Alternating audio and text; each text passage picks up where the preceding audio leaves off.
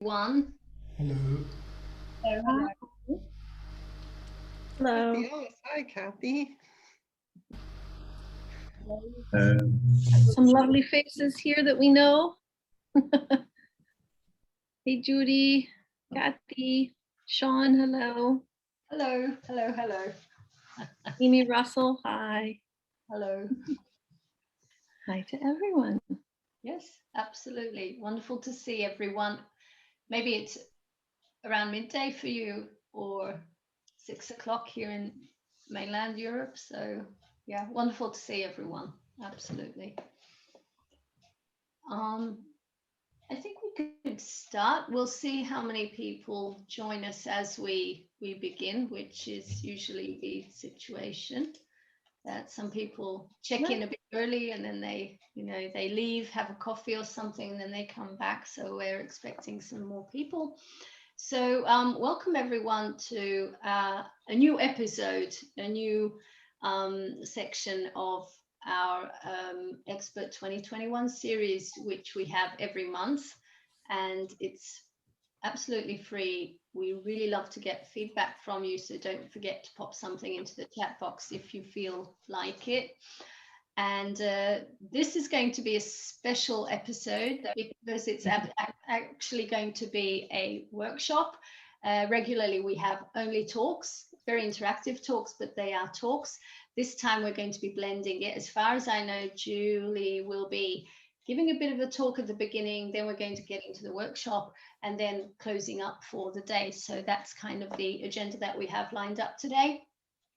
And as you know, we're always advocating something related to language coaching in looser form, sometimes very specifically language coaching. And we're going to see how Julie brings and blends in the language coaching to the activities that she's going to be presenting today.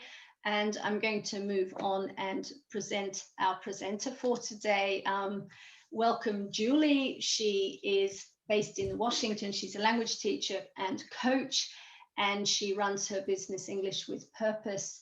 And as far as I know, she's leading a team of experts there, and she's doing a wonderful job with that. And the title of her workshop today is going to be Coach and Shift Learner Perfectionism with Experimental Writing, which is going to be very exciting. And as we're talking, introducing ourselves, we would like to hear where you are from, so just put it in the chat box so that we know what kind of mix we're going to have today. And Julie, of course, is also an ILCA board member. She's one of our latest joiners, so wonderful to have you on board at ILCA. And this will be your first talk for us. So I think I'm going to stop sharing here and let you say a few words about yourself, all right? Okay. Sure. All right, welcome everybody. Let me put you in gallery so I can see all of your faces. All right, there we go. Some of you I know, some of you I know by name, some of you I know from online, some of you I have not met yet. So I'm really excited.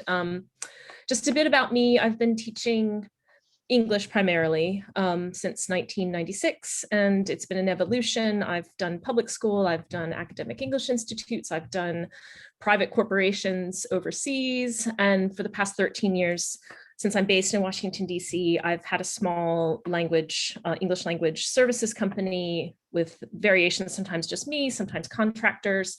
And we're focused primarily on higher level professionals, the ones that tend to exist in our area. So we're a little bit differentiated because in Washington, we don't have a lot of corporations. What we have instead is NGOs, diplomacy, international law, international journalist, and international development. So that's my niche. And I'm going to talk to you today about something that might seem a bit avant-garde for that population, but I have found it to work really, really well with adult learners, particularly high-performing professionals who, I mean, the issues that they come to for me, and I'm sure a lot of you can relate to this, are they can write in English, but they're often getting in their own way, right? So, and they're getting in their own way because they're just not able to perform at the level that they are in their native language. And then it becomes this whole, emotional mishmash that prevents them from moving forward. So I'm just gonna talk for about 15 minutes about how I came to develop this workshop, and the workshop itself is in the form of a Google Doc, which you have at the beginning of your chat. So in a moment, I'll ask to make sure that everybody can access that. It's just going to serve as our outline instead of PowerPoint slides. And also you can take that with you, because this is the one that I have shared with my groups. And so you can kind of pick and choose at the end, whether you're working with groups or you're working with individuals, if you find that you would like to try any of these tools or exercises with your learners. So in short, I am a recovering perfectionist myself. I think many of us see these tendencies in our learners. I have no secret formula for that recovery. I usually tell people, just teach public school in the United States for a year, and that will beat that right out of you, because you learn very quickly that no amount of preparation controls the outcome. So I tend to attract those, types of high performing learners in my clientele, and I can kind of spot them instantly, and in perfectionism, I want to talk a little bit about that briefly. It can be a quality that gets people to where they are, a quality in their success. But of course, it can also be a huge hindrance if people are not aware, or they, don't have tools for overcoming it or becoming aware of when it might be getting in their way.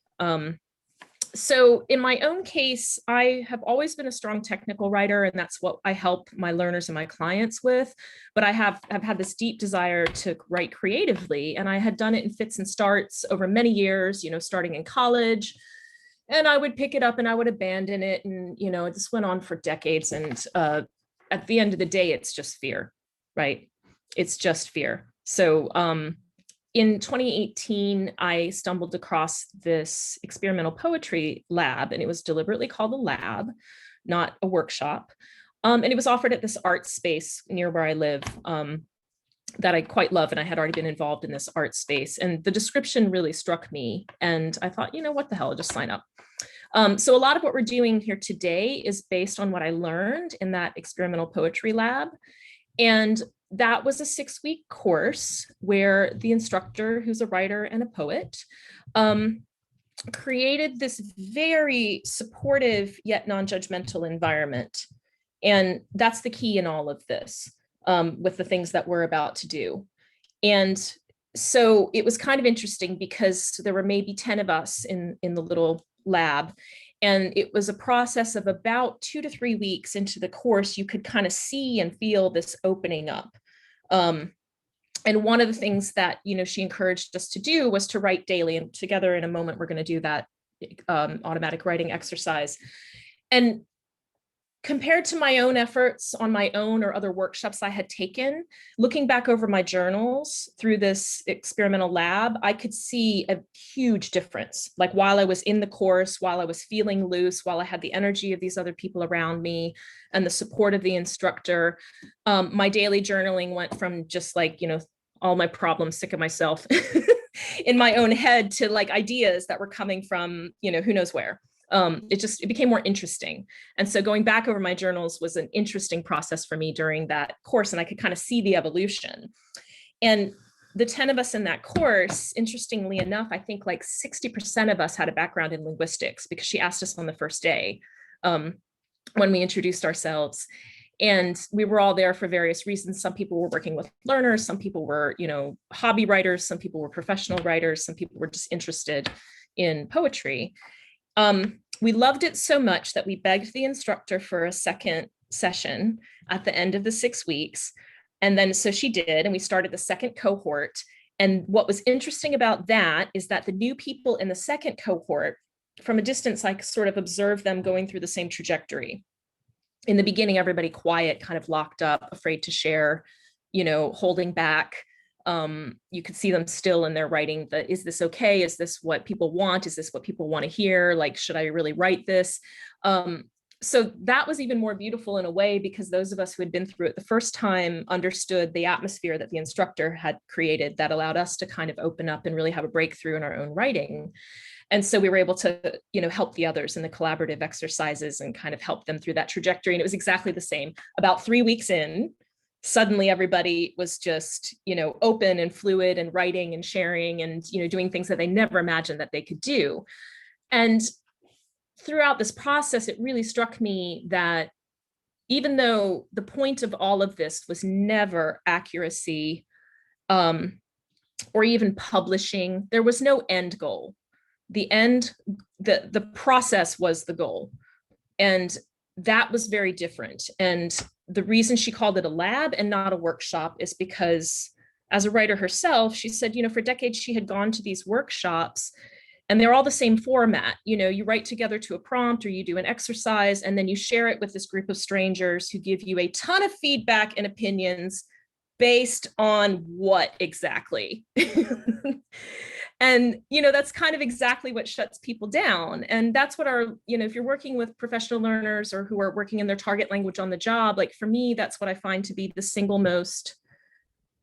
biggest factor in holding people back is this perception. If I write this email in this way, I'm going to be judged, or I'm going to do it wrong, or my supervisor is going to, be embarrassed that I represented my department in this way, or people are going to know that I'm not so proficient in English. It's that perception of others' judgment that I can see, with my learners that makes them spend, 4 hours on an email that should take really 10 minutes. And pulling it apart and torturing themselves. And so I just kind of had this aha moment in the middle of these 2 sessions of, I really think if I could get adult learners to get on board with this and just try it, emphasizing that these are fluency exercises. This is about opening up. This is about, trusting yourself and sort of creating your own space of non-judgment so that you can do things that you maybe didn't even realize that you're able to do. I think that could be the breakthrough for many of them who are spending 3 times the amount of their native speaking colleagues, on their writing, on their work writing, right? And I'm sure you've all seen this with some of your learners. If you're working with high level professionals, they're just like, they're on all the time. And I don't even know how some of them do it, because of working in their target language. I've never had to work in my target languages. So I have great admiration for everybody who does that. So we're going to go through some of these exercises together, and I'm going to explain to you, some of it will be learning by doing, some of it will have short discussions. We may use some breakout rooms. The key thing in all of this is that sharing is always optional. So these are the 2 key elements in creating this kind of very supportive and open environment. The point is not to gather other people's opinions about anything that you may write or not write. Sharing is always optional. When I have done this with learners and when I did it in the lab, and I'm sure many of you know this, when we ask if anybody would like to share, we actually pause a little bit longer than we normally would. Because especially if it's new, usually if you wait long enough, somebody will say, okay, fine, I feel like I should do this. And when we give feedback, we only comment on what was interesting to us. And so it's never, it's not feedback. We have to turn off our teacher brains. We have to turn off our editor brains. We have to turn off our writer brains, right? This is not for an audience. So feedback is usually in the form of, I really liked that phrase that I heard from you. Or I found this so interesting. Or I think you could do something with this in the future. So it's just strictly commenting on what was interesting to you, because the point of all of this is learning how to just let go, write whatever comes out of your brain, knowing that some of it's going to be bad and that you will never use it again. But in order to get to the good stuff, you have to keep doing and you have to keep trying. And in order to keep doing and keep trying, you have to feel secure that nobody's going to come along and say, oh, well, I'm not so sure about the word choice, or what was your process there?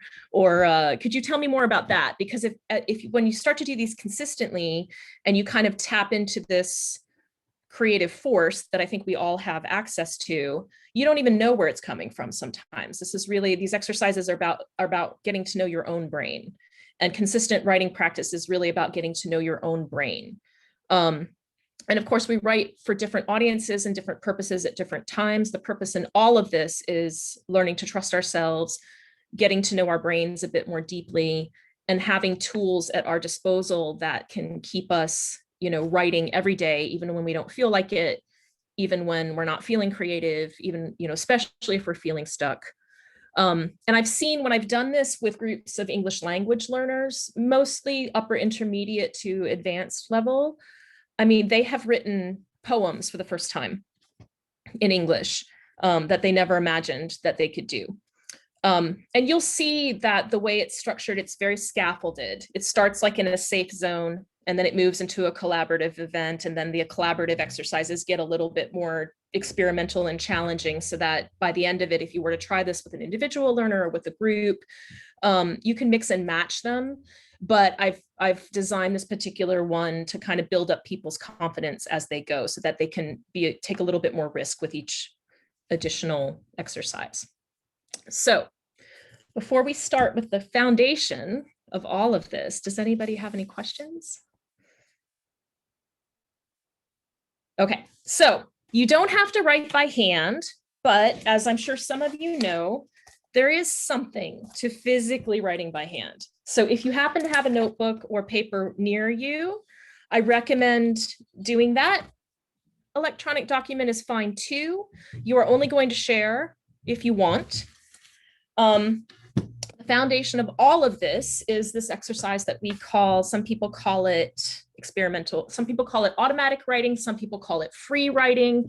This is a foundation of the Julia Cameron course, which she calls morning pages. And it's the simplest tool, and I'm sure many of you are already using it, but it's 6 minutes of consistent writing. You keep your pen moving or your fingers moving. The point is to keep moving, right? The point is not to stop and judge anything that's coming out. And if you get stuck, you can look around the room and you can just describe what you see. You can describe what you hear. You can describe anything that comes into your head.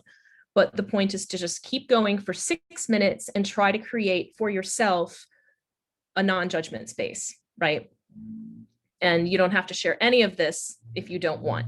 Now, with learners, I often use a prompt because it can be hard to just drop in and start writing, right? So what I'd like everybody to do right now is first make sure that you can access the Google Doc. Is everyone able to see that? It's at the top of the chat. Good, okay. So take 30 seconds to visualize a favorite place. It can be near you, it can be a place you've visited.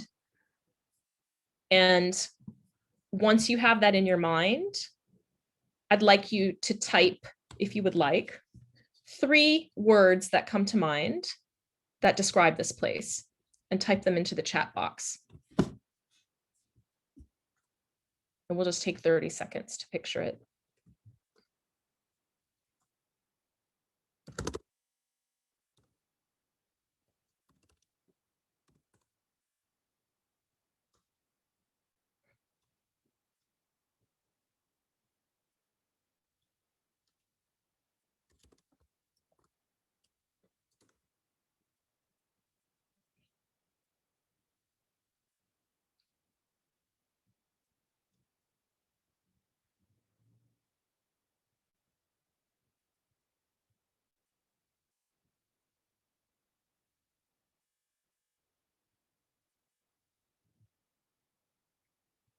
Great.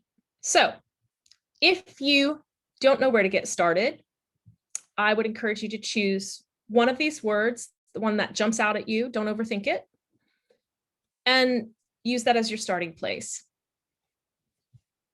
So go ahead and choose right now if you feel like you need one. Then I'm going to set the timer for 6 minutes.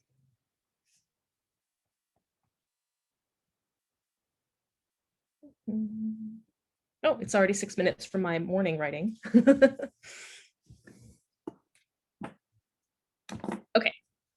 And we're just going to write nonstop for 6 minutes, not for accuracy. It can be it doesn't have to be English. It can be your native language. It can be a target language if you want to practice your target language. So any language you feel comfortable in that you want to try.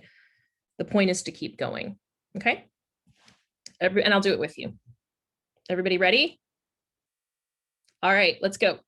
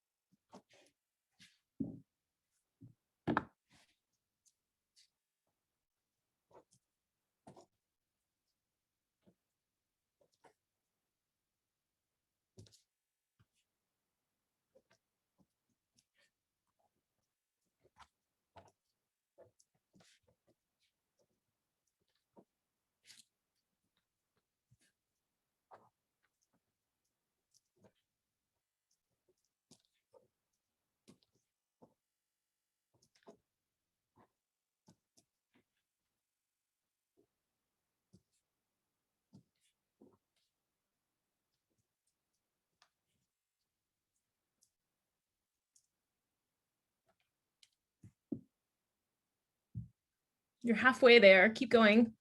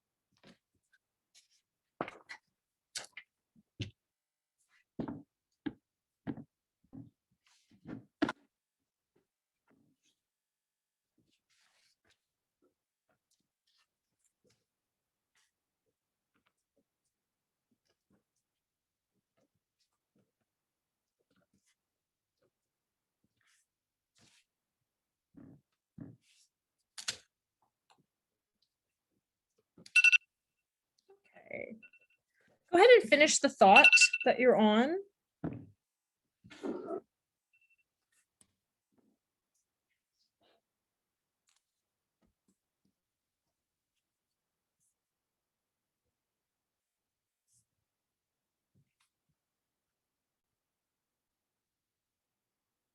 So this next step, and this is critical with the learners, especially if you do have perfectionist, is we're going to just read back over our own work with the least amount of judgment you can muster.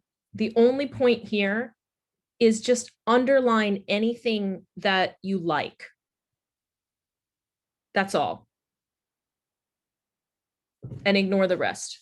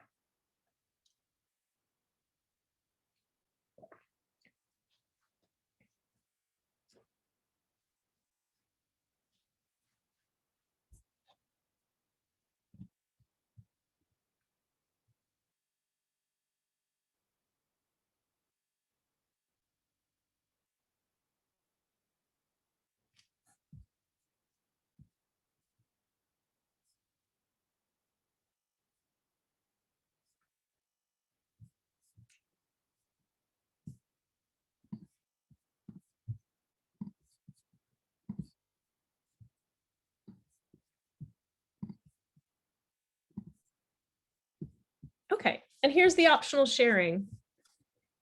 Would anybody like to share with us any line they came up with, anything that surprised them, anything that they liked the sound of it, anything unexpected?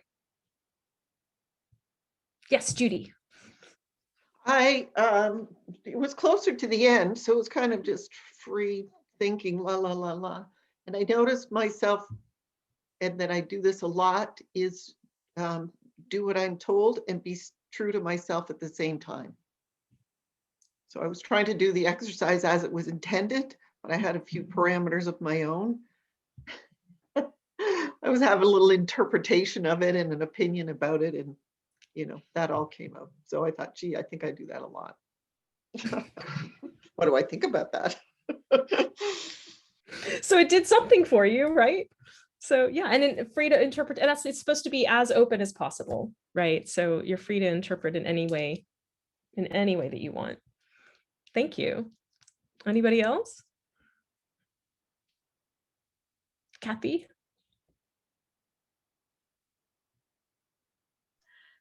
Usually, to write off the top of my head, and Julie knows I write poetry, and so I never do well with these prompts. But I did have one that I liked a line, and that is, when the wave breaks, there are echoes of soft murmurs singing me lullabies of sweetness and glory be. Excellent. We can do like the bee Yeah. poets, right? Instead of Yeah. clapping, you can.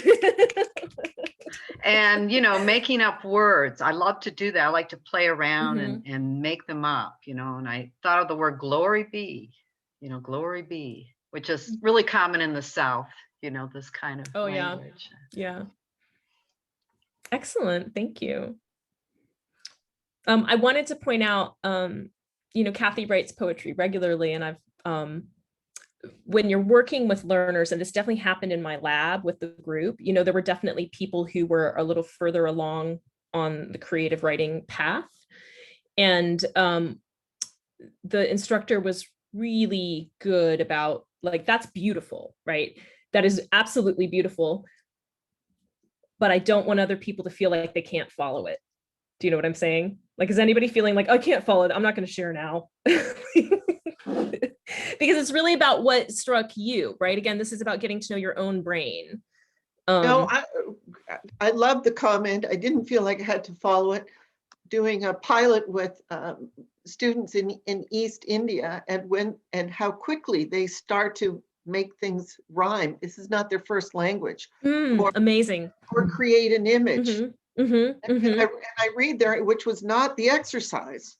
And you go, you're a poet, like you can't not do it. You know? And it's part, not every student, obviously, but there's one or two in every group, you know, who emotes like that. And I thought, oh, there's our poet. We got a poet. Yeah. But it has anything to do with me. They're just poets. Yeah, it just is about creating the space for it to happen, for it to be okay, right? Yes. Yeah. Exactly. I had a surprise. I wrote some kind of scene about the beach. I don't even know who was involved in it. But the things that I underlined were, we left our devices back at the house on purpose. If anyone needs us, they can walk down here and find us like in the 1980s. How many people wrote about the beach? Put up your hand. Because I saw water, peaceful. Yeah. I thought, are they all right? Are we all writing about water? Or nature? Yeah, water. Grant, do you want to share? Would anyone else like to share? Just anything that you found that was just kind of interesting to you, anything that struck you in your own writing? Yes, I wrote about my mom's kitchen. She died just over 2 years ago. Okay, so mom is making soup in the kitchen. A thick concoction of meat stock, vegetables, lentils, and who knows what else. I like that. And then also, I forgot the celery. There's always celery. And what?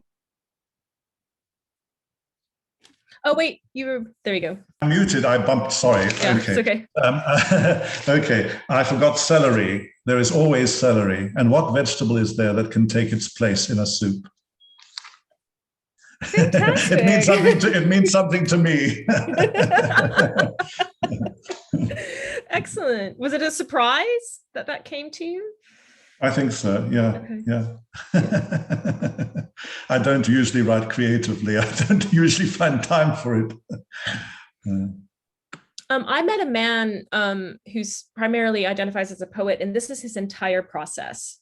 He writes every day, uncensored, and then once a week, or I think maybe once a month, he goes back through his journals and just underlines the tidbits that jump out at him, that are nuggets that he feels like he could use.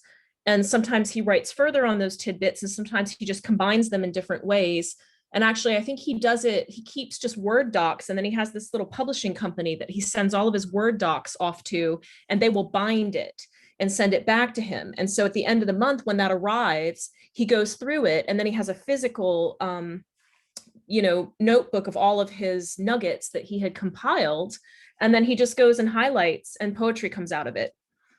And so it's so simple, and yet it's, we're often taught that like a poem is a thing you have to think up, right? But anytime I've written a poem myself, it's usually after a prolonged period of practicing every day, and then something just happens to come out. And so I do think if you would like to write more creatively for yourself, or you have learners that you feel like this could benefit, the real benefit of this is the daily practice.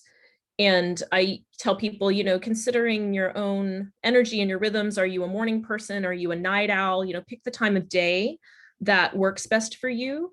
But if you first thing in the morning when you're not fully conscious is a really interesting time to do it, if you do it over a period of time, because then you can kind of go back over your journals and see.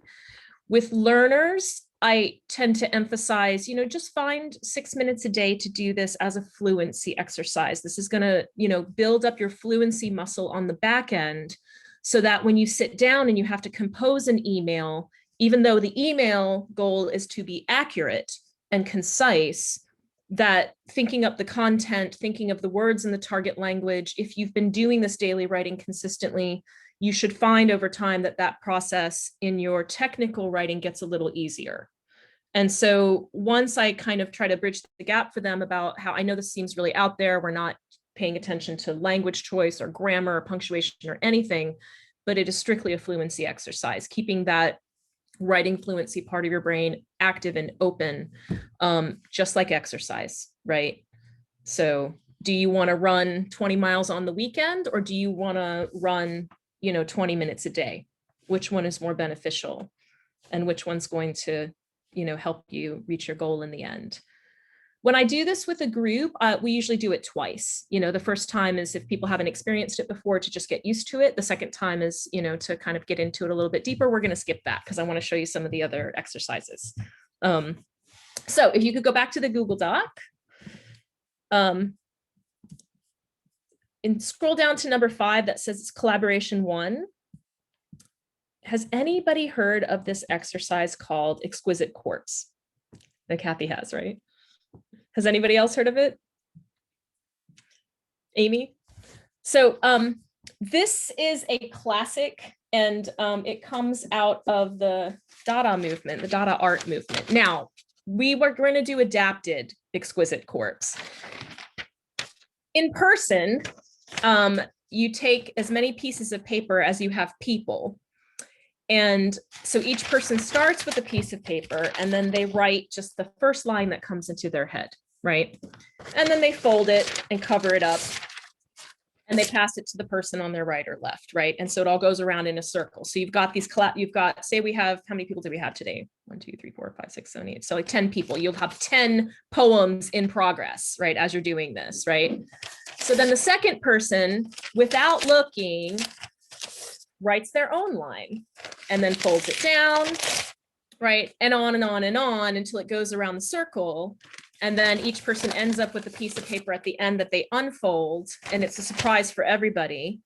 And then we read it out loud together, right? So with the learners, this is a really low risk activity, right? All they're doing is writing a line from their head. And you could even do it one-on-one with a client, maybe passing back and forth if you needed to do like 5 minutes of loosening up. And they're always funny. Not only are they always funny, sometimes you get this very strange cohesion just based on the energy of the group that has come together. And it's remarkable that nobody has seen what the other person has written, and yet there's a continuity to it. So something about the logistics of Zoom and I try to figure out a way to adapt this, because it's the element of surprise that's actually key to this exercise. I could not figure out the best way to do this. I've done it virtually with groups before. My best idea is that, it won't be the element of surprise. We can drop lines in to the chat one at a time, or building on the other person's, because that's another way to do it. You can also, but if somebody has an idea of how to maintain that original, yes, please, let's hear it. Kathy? Okay, all right. My idea, and I was thinking whether you'd come up with the online version or not. One thing that came to my mind very briefly is everyone sends it only to you. Okay. So that nobody sees any. Is that what you wanted to say, Kathy? Yeah, I was thinking privately, each person can give you that message. And then as the first one comes in, the second in the order come in. Okay. Yes, let's do it that way. Yep. Because the idea is that you're not being influenced by anything that you see before, and you're not trying to think through a narrative. Okay. You're just contributing whatever comes into your head in the moment. Okay. Can everyone do that? Technically, I mean. So we'll do that. Yeah, I'll just wait. And then when I see that I have the certain number of responses, I'll signal to you and we'll share.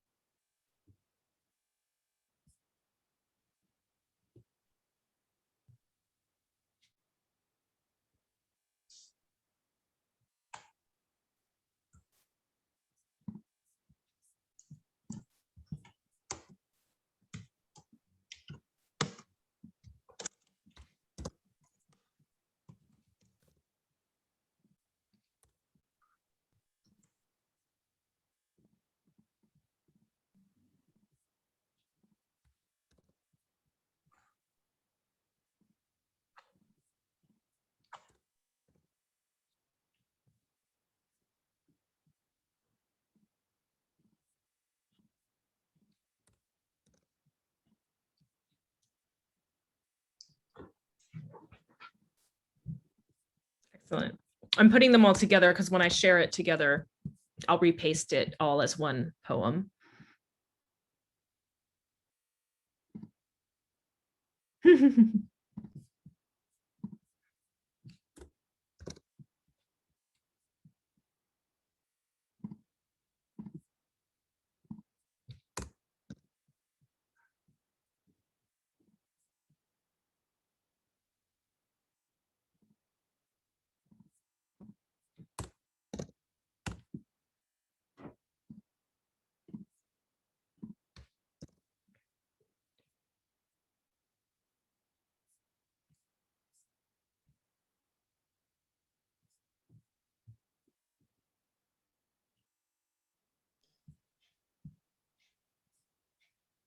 Everyone is on the edge of their seats.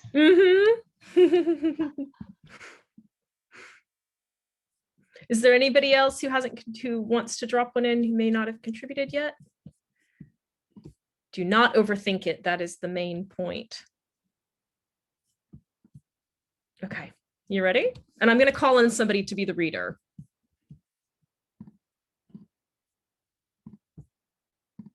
Or ask for volunteers. Who would like to be the reader?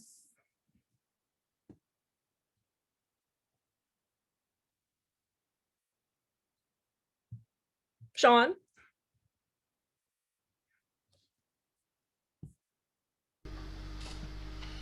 Okay, I love the heat in summer. The waves saunter in and ebb out. Lovely form rests on top of each wave curve. A ray of sunshine glowing on the green lawn. There was the circus, and the horses were prancing. Grey clouds rolled in and brought evening early. But who will fill the void? When I spotted the beast in the wood, coming together like honeybees to create beauty. Hey, congratulations, group of people who didn't know they were going to come together today and write a poem randomly. So you can see like the strange coherence here, right? Nobody wrote it anything. Nobody wrote it. You can tell I work with non-native English learners most of the day.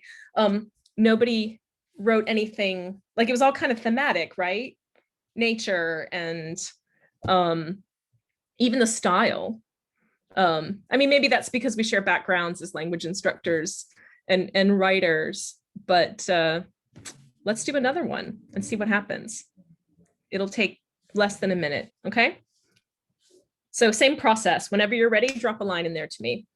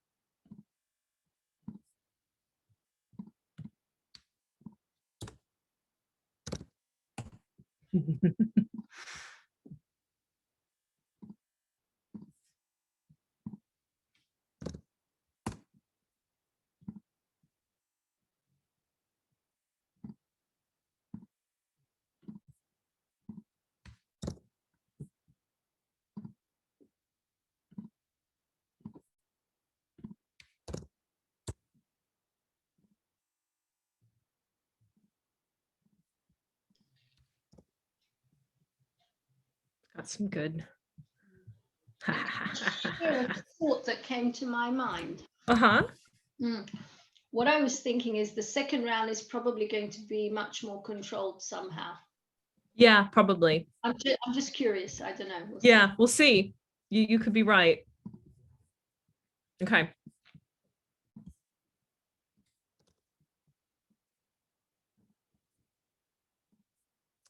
Who would like to be our reader?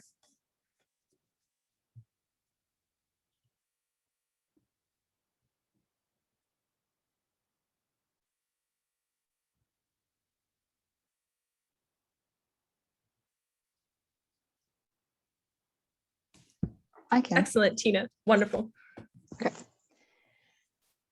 Thank you, Jesus, say I. It was as if they'd never heard that name. My day ends best when the sun wakes me up.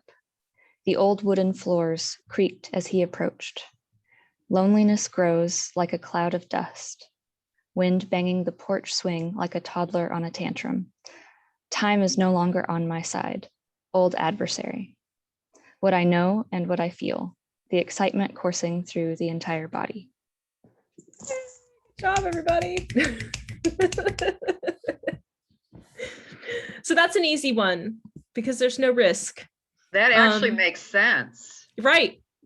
Yeah. So I have what got definitely rid- found that like the cohesion of the group sometimes, who knows why, things that make sense come out, or sometimes if people are feeling like sillier, you get absolutely ridiculous outcomes, right?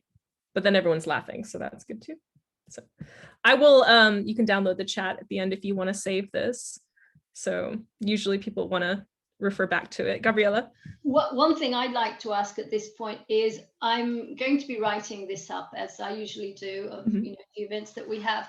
And is it okay if I share these poems publicly?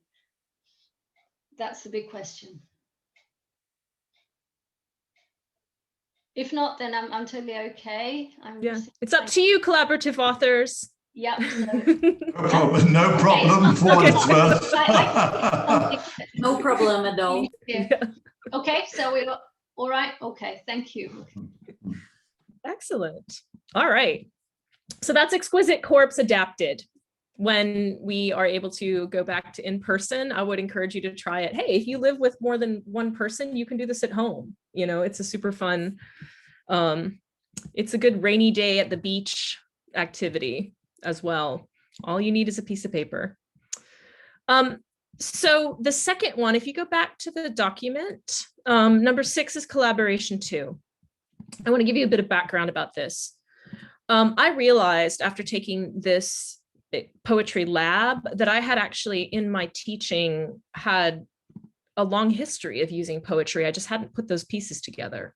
I had kind of thought of it as like the creative writing element of, you know, when I was teaching younger kids. And this next one comes from one of my mentors at the English Institute where I trained in graduate school. His name is Dick Holmes. And he used to use poetry to teach grammatical structures for the advanced learners. And he is a published poet. He's now retired. And he's been publishing his own poetry, which is wonderful. I kept this piece of paper for more than 20 years. And I found it shortly after taking this experimental poetry lab. And I was so happy that I did, because I had saved everything that he had shared with us. So I think this was originally designed to teach grammatical structure. I dropped it in here as like a scaffolding exercise, right? And also to show you different ways of playing with language. That first one were original thoughts, but we had no pressure, you know, no attempt at cohesion, right? Just a fun, like throw it together and see what happens. This one is rearranging the work of others or rearranging phrases. So if you have learners who are maybe like, you know,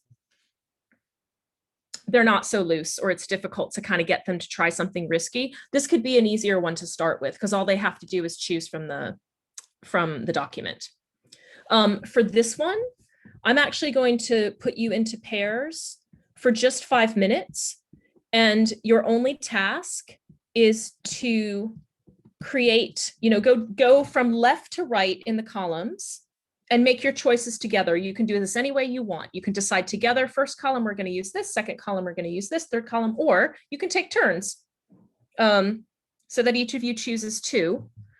And if somebody could preserve the outcome, you know, maybe just drop it into the chat at the end, that would be great. But this works well as a partner exercise. So if you don't mind, I'm going to put you into breakout rooms. Okay, and I'm just doing it randomly. We'll see what happens. Here we go. All right. Yeah, this works well. Okay, here we go. And I'll bring you back in 5 minutes, okay?